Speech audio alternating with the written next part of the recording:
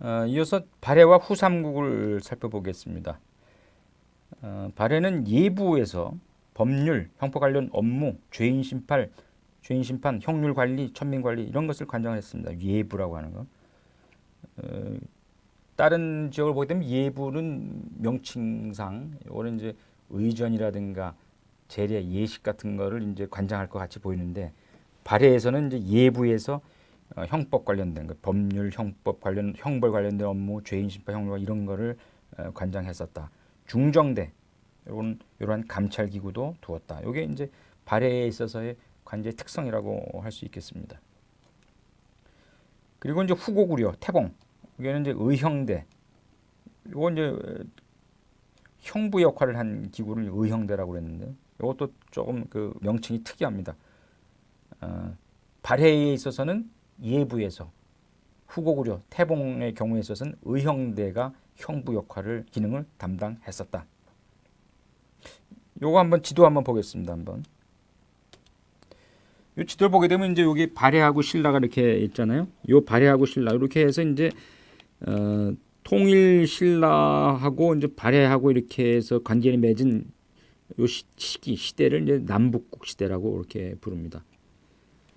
그리고 이제 신라가 이제 힘이 빠지면서 요 지역에 이제 후고구려가 이제 등장하고 요게 이제 후백자가 들어서지 않겠어요? 요게 이제 그 지도입니다. 그러니까 이제 신라 위세가 떨어지는 거죠. 지역적으로도 그렇고.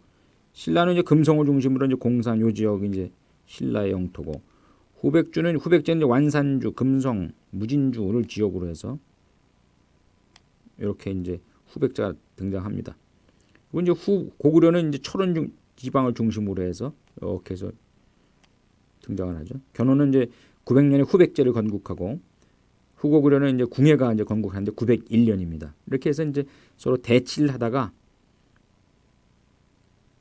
발해, 후고구려, 후백제, 신라의 대치 시대가 이제 열리는 거죠.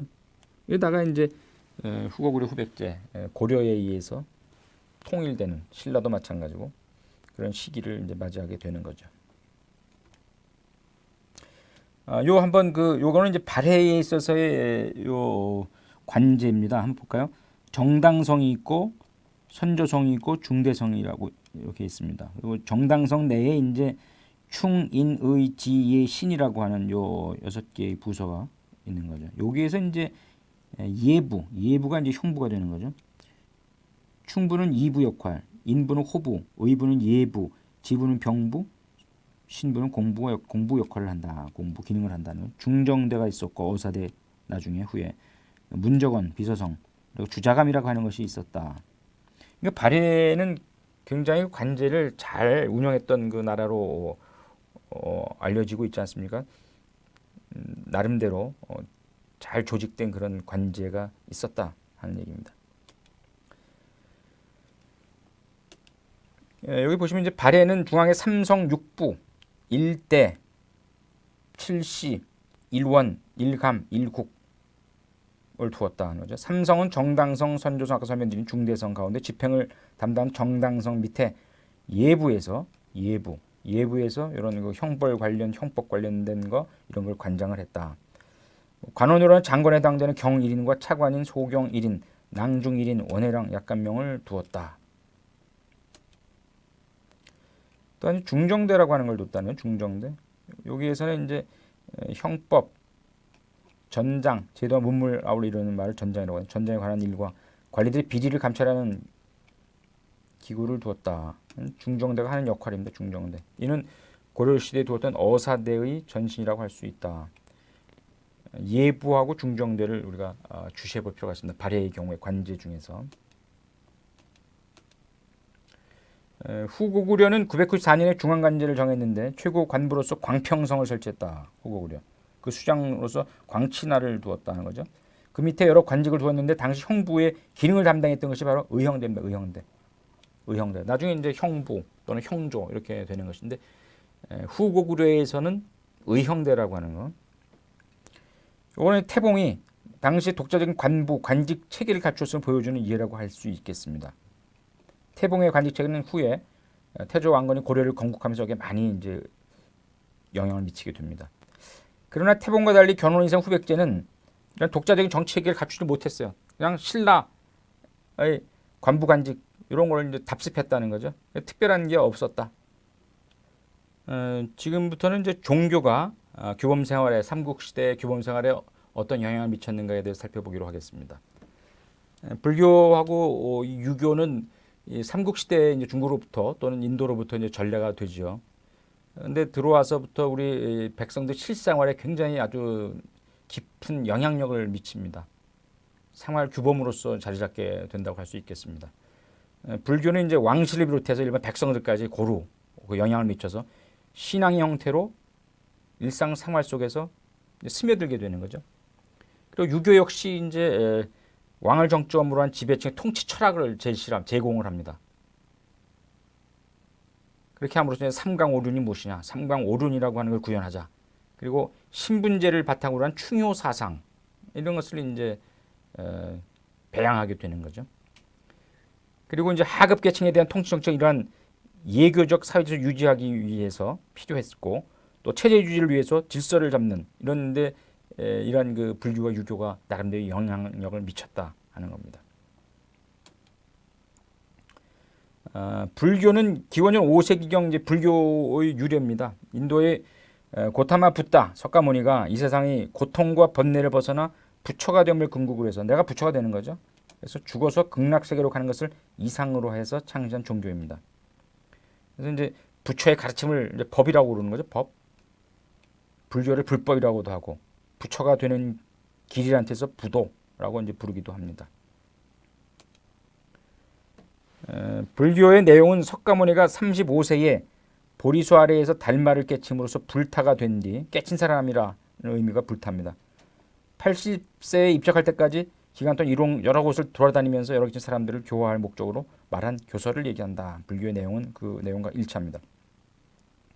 교리에 따라서 대승인 북방불교와 소승인 남방불교로 나뉘어 동양 여러 나라에 퍼지게 됩니다.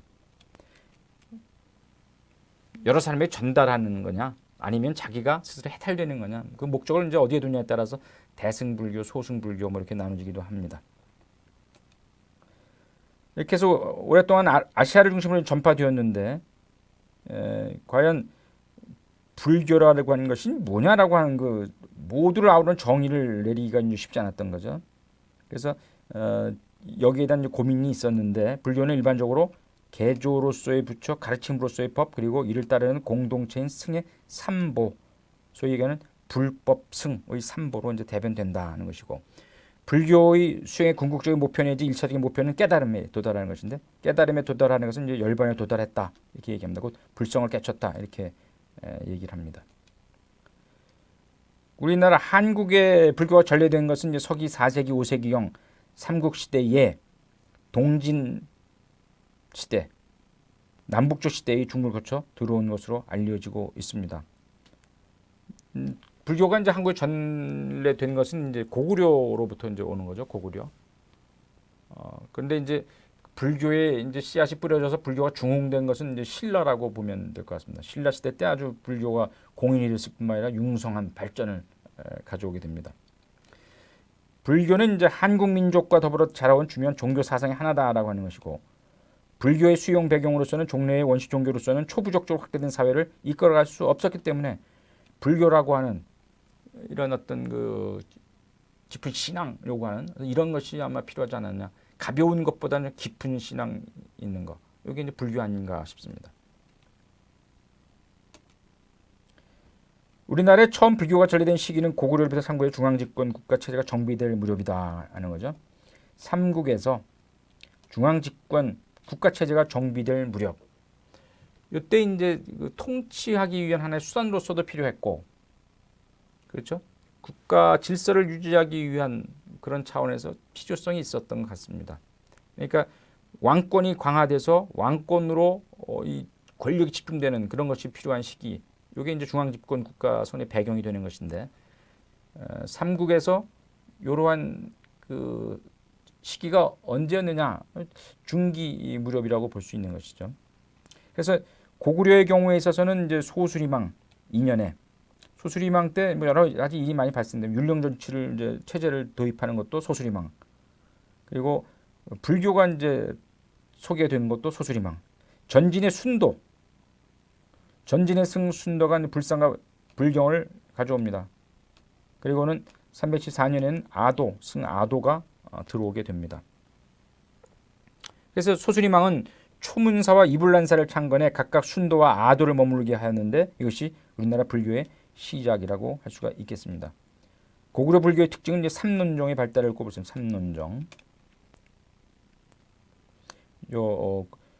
전진의 순도와 아도가 들어왔다. 아도. 이처럼 고구려에서의 불교 확산과 함께 점차 불교적 윤리관이 퍼져나갔다. 이는 내세관의 변화와도 연결됩니다. 불교를 수용한 후에 종전의 지배적 내세관이었던 계세적 현세의 삶이 죽어서도 계속 이어진다는 것을, 그러니까 종전의 지배적 내세관이었던 계세적 내세관이 점차 바뀌어져 갔다 하는 겁니다. 현생의 삶이 죽어서도 계속 이어진다라고 하는 그런 세계관을 가졌었는데, 내세관을 가졌었는데 그것이 이제 바뀐다는 거죠. 전생적 내세관으로 바뀐다는 겁니다. 즉 내세는 앞으로 있을 세상은 현세의 삶이 무대를 바뀌어 이어지는 것이 아니며, 죽은 자는 현세에서 저지른 자신의 업과 공덕에 따라, 즉 현세에서의 자신의 행위에 대한 불교적 윤리관에 의한 평가에 의해 내세의 삶이 주어진다. 현재의 삶이 계속해서 이어져 내려간다. 그러니까 현재는 죽어서나 똑같다, 이런 것이 바로 계세적 내세관이다 하는 거죠. 이런데 반해서 전생적 내세관이라고 하는 것은 지금 현세와 내세가 다르다는 거죠. 현세에 내가 복을 쌓고 공적을 많이 갖추게 되면 새로운 인생으로 태어난다는 거죠. 이러한 어떤 불교적 유교관인 윤리관이 자리 잡게 되는 겁니다. 그래서 전생적 내세관이 이제 펴져나가게 됩니다. 그러니까 이제 민중들 입장에서 볼 때는 현재의 내 모습과 미래 죽어서의 내 모습이 다를 것이다. 열심히 살면, 바르게 살면, 그러니까 굉장히 긍정적인 역할을 하는 것이죠. 이로 인해 백성들이 계율에 맞게 생활하게 되면서 불교적 가치관과 윤리의식이 일반인의 생활 속에 널리 자리 잡게 되었다. 이런 의미에서 불교, 특히 이제 유교도 말씀드리겠습니다만, 불교가 당시에 있어서의 백성들의 삶 속에 얼마나 많은 영향을 미쳤겠는가, 이걸 알 수 있습니다. 내세관을 바꿨지 않습니까? 내세관. 그리고 이렇게 하지 말라, 이렇게 해라, 이렇게 해라, 이런 것들을 이제 하나의 규범의식이 싹트게 되는 것이죠. 그러니까 생활에 있어서의 백성들의 가이드라인, 법적 가이드라인이 주어지게 됩니다. 가이드라인. 그거를 지키면서 살았다. 그러니까 이 불교라고 하는 것이 일반 백성들의 규범의식, 규범 생활에 얼마나 지대한 영향을 미쳤겠는가라고 하는 것을 알 수 있습니다. 백성들은 백성들에게, 또 왕족에게는 또 왕족 나름대로 그런 어떤 법률적 생활 가이드라인을 주었다 하는 것입니다. 이건 만화로 표현해 놓은 건데, 한번 이 그림을 보시면 이건 순도, 중국에서 온 승려 순도입니다. 소수리망한테 대답하는 거죠. 그리고 나는 승려 아도입니다. 이렇게 얘기하는 겁니다. 그 옆에 보시면 이제 불교가 전래된 순서가 나오는 거죠. 고구려 백제보다 신라가 150 늦게 불교를 수용했다는 거죠. 이거는 이제 신라의 귀족들이 전통 신앙을 믿으며 불교를 반대했기 때문이다 하는 거죠.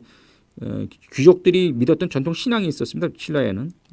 그러다 보니까 이제 이런 불교를 수용하는 늦을 수밖에 없는 것이죠. 고구려의 불교가 들어온 것은 소수리망 때입니다. 그리고 백제는 이제 침류왕 때, 신라는 이제 법흥왕 때 한 150년 늦었죠. 근데 이제 신라에서는 이제 2차 돈이 순교함으로써 비로소 불교를 공인하기 시작합니다. 공인, 인정을 하게 됐다.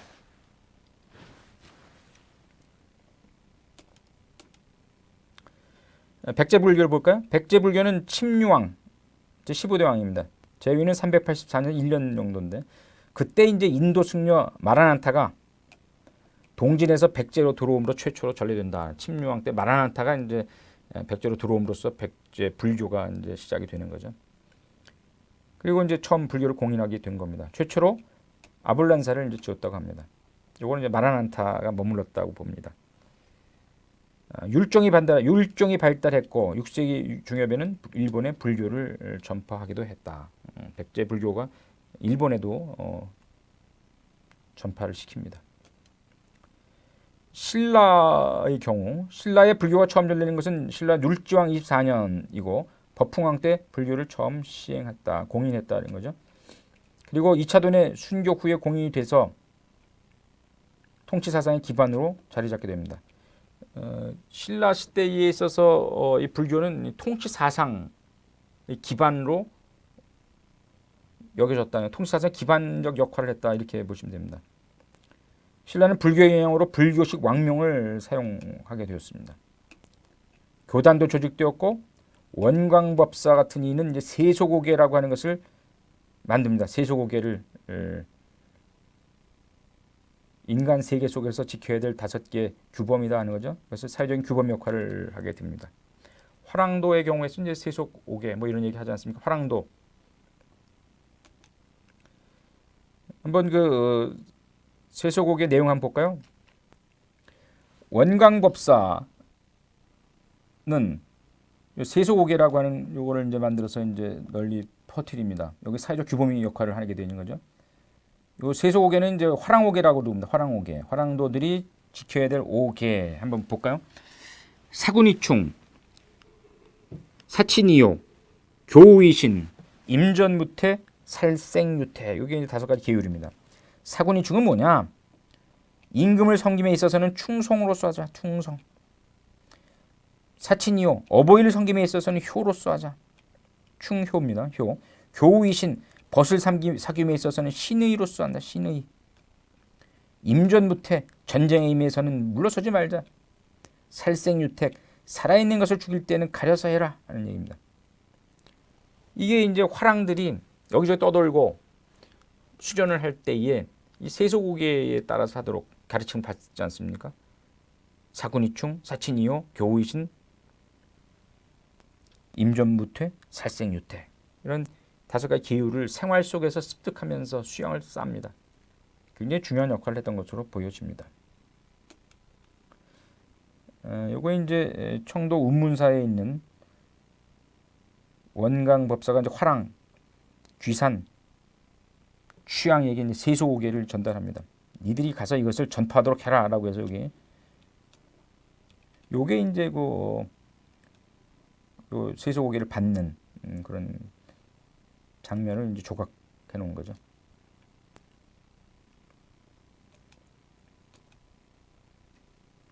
화랑들에게 세속오계가 아주 중요한 가르침이었던 거죠. 화랑들의 운동하는 모습, 이거는 이제 화랑들의 모습입니다. 또 대덕 자장율사는 스님이죠. 화엄경의 강의를 통해서 불교를 널리 퍼뜨렸는데 이와 함께 화엄경 내용뿐만 아니라 계율을 정해서 일반 백성들도 불법을 받들게 했습니다. 일정한 계율을 내려서 일상생활 하는 데 있어서 이걸 지키도록 하십시오. 불법 받들도록 이렇게 했습니다. 또 경덕왕은 신라 문화의 황금 시대를 연 왕으로 알려지고 있는데 불교 중흥에도 힘을 기울여서 황룡사의 종을 주절합니다. 황룡사 종. 굴불사를 비롯해서 영흥사, 원현사, 불국사의 절을 세웠고 석굴암도 축절한다. 이 경덕왕이 상당히 그 불교 진흥을 위해서 굉장히 큰 많은 업적을 남겼던 것 같아요. 이런 절도 많이 짓고 황룡사 요 종을 또 주조도 했고 아주 대단한 역할을 했던 것 같습니다. 삼국의 불교가 하는 영향, 삼국의 불교가 어떤 의미를 갖고 있느냐 하는 건데 왕실과 귀족 중심으로 발전을 했지만 토착신앙과 융합해서 샤머니 성격을 갖게 되었고 대승불교가 주가 되었다는 거죠. 그리고 불교를 통해서 서역과 중국의 문화가 전달되었다 하는 겁니다. 그래서 고대 문화 발달에 기여했다. 이를 통해서 중앙집권 강화에도 큰 역할을 했다 하는 얘기입니다. 이렇듯 불교라고 하는 것은 일반 백성들의 실생활 속에 깊숙이 파고들어 인간 사회의 갈등이나 모순을 보다 높은 차원에서 해소하는 데 기여했고 규범 생활을 하는 데 있어서도 그 지침으로서의 기능과 역할을 하지 않았느냐.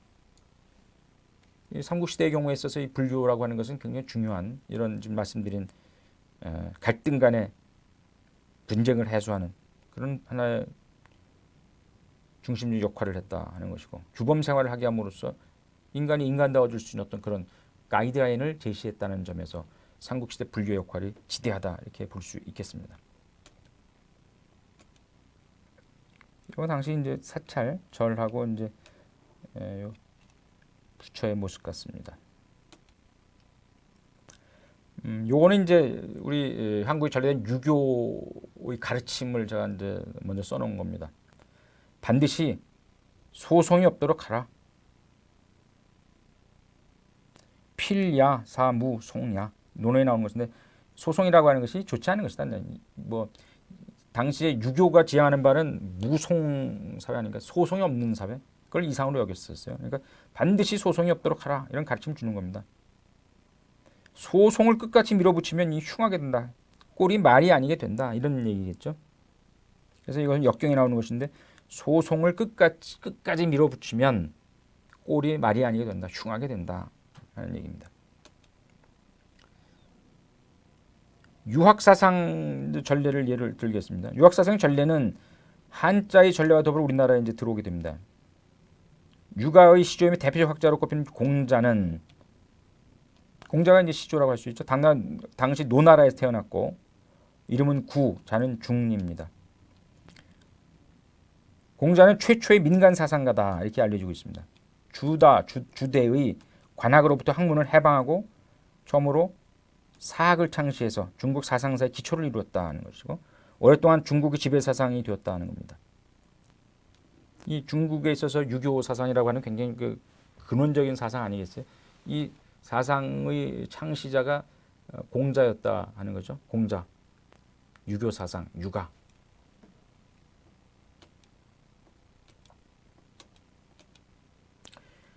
공자가 태어난 춘추 말기 시대는 시대적으로 농민, 수공업자, 상인 등의 신흥 계급이 출현하던 시기였고 시족적 혈연 사회와 그 예제가 붕괴되는 과정에 있었기 때문에 시족 귀족이 그 지위를 기기가 어려웠었다는 얘기입니다. 그러니까 공자는 이러한 상황 속에서 예라고 하는 질서, 시족 귀족 중심의 질서의 붕괴를 막으려고 애를 썼다는 얘기입니다. 이를 위해서 덕에 기초한 정치, 인의 바탕을 둔 위정자의 자기 계조를 이제 강조를 합니다. 덕을 강조할 덕, 인. 그래서 이제 공자가 한 유명한 얘기죠. 극기복례다. 극기복례. 그러면 이게 무슨 말입니까? 스스로의 욕망을 제어하여 예로 돌아가는 것. 이걸 중요시했습니다. 공자는. 공자 사상의 핵심적인 내용이 인, 어질린, 예 이런 겁니다. 논어는 논어 안연편에 안연이 공자에게 인에 대해 묻는 장면이 나옵니다. 인이 뭡니까? 하고 묻자 공자는 내 몸의 욕망을 삼가 예로 돌아가는 것이 인이다. 하루라도 몸을 삼가 예의 규범으로 돌아가면 천하가 모두 인의 덕을 가진 사람에게 돌아올 것이다. 인의 덕을 행하는 것은 자신에게 달렸다. 이렇게 얘기합니다. 이게 허황된 얘기 같습니다. 추상적이고. 그러니까 안연이 이게 무슨 말인지 잘 모르겠습니다. 다시 한번 설명해 주십시오. 그래서 다시 요청합니다. 알려 주십시오. 그랬더니 공자왈 무릇 예에 어긋나는 것은 보지 말 것이다. 예에 어긋난 것은 듣지를 말 것이며 예에 어긋난 것은 말하지 말며 예에 어긋난 것은 행하지를 않는다고 화답합니다. 공자가 말하는 이는 뭐냐? 극기복례, 즉 스스로의 욕망을 제어해서 예로 돌아가는 것. 이게 바로 극기복례의 뜻입니다. 뭐 여러분 이 얘기 듣고 잘 이해 갑니까? 어쨌든 간에 예, 인의 중요성, 이것이 공자가 했던 화답 내용입니다. 논어 위종편 3장엔 다음과 같은 구절이 있습니다. 한번 제가 읽어볼까요, 여러분? 같이 한번 읽어보죠. 자왈 도지 이정하고 제지 이형이면 민면이 무취니라. 도지 이덕하고 제지 이례면 유치차격이니라 하는 얘기입니다. 뒤에 이 다음 장에 요거에 대한 해석이 나오는데 먼저 한번 해석을 해서 볼까요? 다스리기를 법령으로 하고 질서 잡기를 형벌로서만 한다면 백성들이 형벌만 면하려 하고 부끄러움이 없을 것이다 하는 얘기입니다. 다스리기를 법으로서만 하려고 그러고 질서 잡기를 형벌로서만 자꾸 하려고 한다면 백성들이 형벌을 면하기 위해서 하는 척 흉내만 내고 그러다 보니까 부끄러움이 없다는 거예요. 자기가 부끄러워할 줄 모른다는 겁니다. 그러나 다스리기를 덕으로서 하고 질서 잡기를 예로써 한다면 백성들이 부끄러움을 알 뿐만 아니라 또 선에 이를 것이다. 덕으로서 다스려라. 또 예로써 질서 잡기를 해라. 그러면 자연스럽게 그에 반하는 행동을 한 경우에 있어서는 백성들이 자기 잘못을 알 것이다. 그리고 뉘우친다. 그러면 모든 게 다 선하게 되는 것 아니냐 하는 그런 얘기입니다. 그러니까 요거는 지금 무슨 얘기냐? 군주가 법률과 형벌만으로 백성을 다스리려고 한다면 백성은 그것을 빠져나가 부끄러움을 모르게 되고 점점 종래의 질서를 혼란시키기 때문에 군주는 덕을 바탕으로 삼아 정치를 하고 백성을 이끌지 않으면 안 된다. 이런 의미가 담겨 있다는 겁니다. 이거 한번 다시 한번 읽어보겠습니다. 자왈 도지 이정하고 제지 이형이면 민면이 무춘이라. 도지 이덕하고 제지 이례면 유취차격이니라. 아주 그 의미 있는 논어위정편 3장에 있는 구절입니다. 고구려를 비롯해서 삼국이 각기 이제 왕제 국가로 이제 발전하면서 이제 유교를 이제 수용하게 되는 거죠. 그리고 이제 발전을 꾀하게 되는데 우리나라에서의 유교 전례는 유교 경전을 보급하는 것 그리고 태학이나 국학 등의 교육기관 설립으로 이제 대표가 됩니다. 학교 태학은 이제 오늘날의 이제 그 대학이라고 할 수 있는데 태학이 이제 시조가 되는 거죠. 대학의 시조. 유교 사상의 수용은 바로 율령 정치 사상 기반으로서 가부장적 통치념과 윤리관을 받아들이는 것을 얘기합니다. 유교 사상을 수용했다. 율령 정치 사상 기반이 되는 게 바로 유교 사상인데 그러면 그건 뭘 얘기하느냐? 가부장적 통치 이념 그리고 윤리관을 받아들이는 것이다. 이렇게 얘기가 되는 겁니다. 그리고 유교 사상은 삼국시대에 오경사상 중심으로 해서 정치 이념이 된다. 정치 이념이 된다. 그러니까 유교가 의미하는 바가 상당히 지대합니다. 이것은 하나의 정치 사상, 통치 이념, 통치 사상으로서 기능하게 된다. 일반 백성들의 삶에 파고드는 것은 불교가 아주 세심히 이게 파고들지만 국가의 대사를 논하고 국가 정치 이념 이런 데는 유교가 큰 역할을 하게 된다는 겁니다. 아울러서 실생활 속의 백성들의 생활 방식 인도하는 생활 규범으로서 지침, 가이드라인을 제시를 하고 기본적 규범의 덕목으로서 일반 사회생활이나 관습의 형성에도 작용하게 됩니다. 그러니까 유교 사상은 결과적으로 삼국통일의 체제 및 질서 유지 그리고 일반 백성들 실생활에서의 규범 생활하는데 가이드라인으로서의 기능과 역할을 하였다 하는 점입니다. 그러니까 불교뿐만 아니라 유교가 우리 삼국시대에 미친 영향은 상당히 지대하다고 볼 수가 있습니다. 고구려에 이제 이 유교가 전해지는 거 이거 보면은 370년 소수만 2년입니다. 우리나라 최초의 국립대학교인 태학을 세워 자제를 교육했는데 여기에서는 오경, 삼사, 삼국지, 문선 등을 가르쳐서 한학 교육이 이제 발달을 하게 됩니다. 또한 지방 곳 사립학교 경당을 집니다. 수도 서울에는 이제 태학을 뒀고 지방에는 이제 경당을 뒀고 여기서 청년들에게 유교 경전, 기마, 궁술, 무술을 가르칩니다. 당시에 유교 경전과 유기의 기능 이것이 국민교육을 대한 국민교육을 실시했음을 이제 말하는 것입니다. 여기 이제 소순이 왕 때 이제 고구려 태학을 이제 만들었다는 거죠. 아, 대학들의 조상이군요. 태학이라고 하는 대학하고 비슷한데 태학, 대학.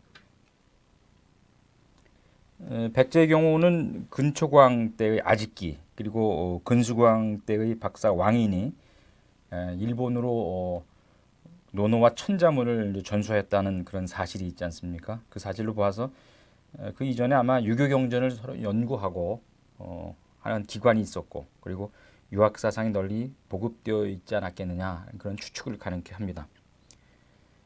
백제의 교육기관에 대해서도 역시 그 정확한 그 기록이 없어요.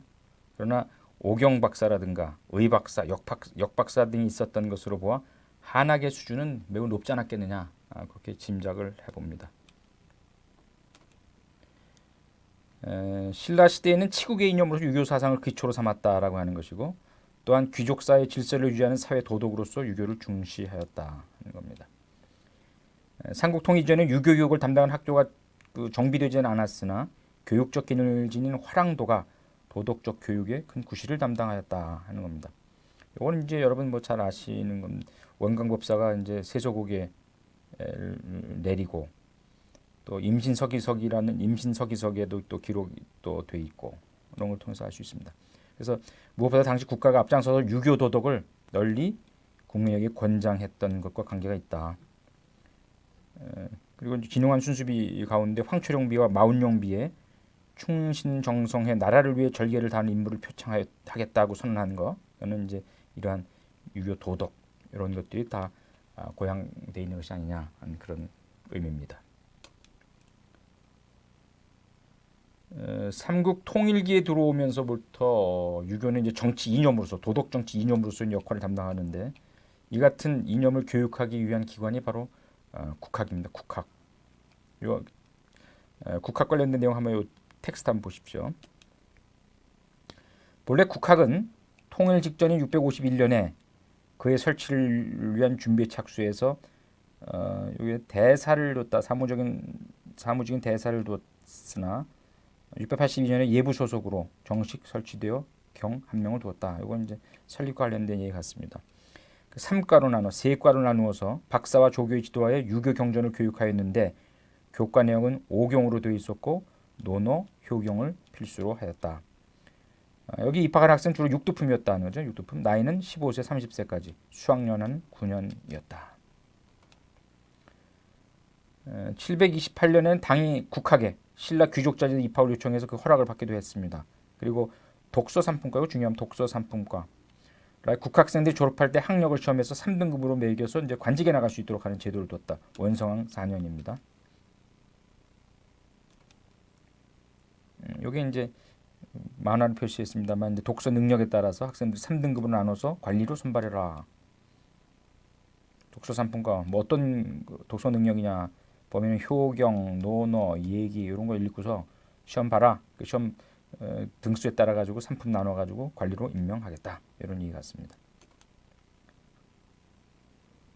성덕왕 때는 정치적 안정과 함께 사회적으로 통일시대 전성기라도 할 수 있습니다. 신하의 도리를 적은 백관잠을 지어 보임으로써 충군 사상을 강조합니다. 또 죄인들을 사면하고 자연재해를 당한 백성들을 진율합니다. 어여쁘게 여겨서 구휼 정책을 쓰는 거죠. 그러니까 유교적 이상에 맞는 규율 정책을 적극 시행한다. 그러니까 왕도 유교 사상에 근거한 이런 정책 시행을 통해서 유교 사상을 널리 이제 알린다 하는 거죠. 그러면 이제 신라의 대표 유가를 누구를 들 수 있냐? 설총과 최치원을 둡니다. 설총과 최치원. 설총은 방언으로서 구경을 해석해서 후학을 양성한다 하는 거죠. 최치원은 어떤 사람이? 최치원은 굉장히 유명한 알려진 사람입니다. 12살 때 당나라에 유학해서 과거에 급제하고 황소가 반란을 일으키자 토황소경문이라고 하는 시를 지어가지고 천하의 문명을 떨칩니다. 그리고 시무 10조를 진성령에 바쳐서 개혁을 촉구하기도 합니다. 이런 것을 이어받아서 이제 훗날 최승로로 이어지게 되고 신흥 고려의 정치 이념을 확립하는 데 많은 기여를 하게 됩니다. 최치원. 한번 볼까요? 또 여기 이제 설총의 영정입니다. 이두를 사용해서 이두 양반이 유교 사상을 전파했다 이렇게 알려지고 있습니다. 이두. 이분이 이제 최치원입니다. 최치원이 이제 토황소경문이라고 하는 그 유명한 글귀를 남길 뿐만 아니라 또 최치원의 시무 10조라고 하는 것을 또 지어 바칩니다. 한번 시무 10조 내용 한번 볼까요? 최치원의 시무 10조는 뭐냐? 임금의 덕화는 치우침도 편벽함도 없어야 된다. 정치는 인을 가지고 근본을 삼고 백성을 건져주는 것으로서 인을 이룬다.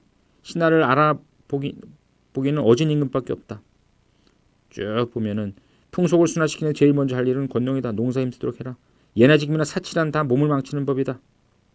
장차 공궁에 빠진 백성을 살리면 전설로 진실로 유능한 관리들에게 의지해야 된다. 뭐 이런 내용들이 이제 최천이 시무 10조. 이렇게 하면 나라가 좋아질 것입니다라고 해서 이 시무 10조를 지어서 바칩니다. 이 최천이 문제 개원필경입니다. 개원필경의 표지인데 개원필경 요 안에 토항소경문이라고 하는 그런 그 식구가 들어가 있죠.